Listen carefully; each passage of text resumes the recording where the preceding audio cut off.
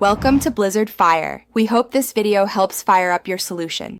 You start by changing the environment so bot fragging stops immediately.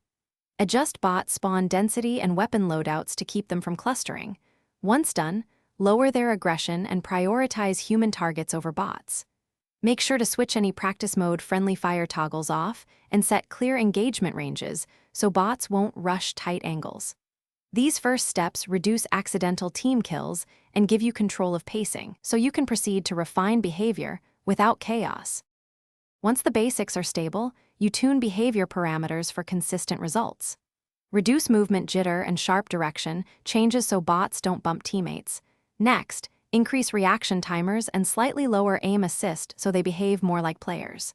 Then implement a simple state machine, seek, hold, fall back, that enforces spacing and cover usage.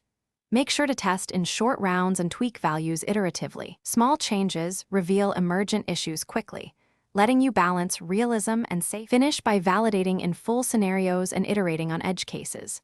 Run several timed matches, watch for bot-to-bot kills, and adjust spawn timers or revive mechanics to stop pileups. You should also add telemetry that logs collisions and friendly fire events so you can replay and pinpoint failures. If something goes wrong, toggle the debug replay flag, reproduce the incident, and trace the state transitions. This lets you fix rules rather than guess, ensuring bot fragging stays eliminated. Thanks for watching. If you found this helpful, don't forget to like and subscribe.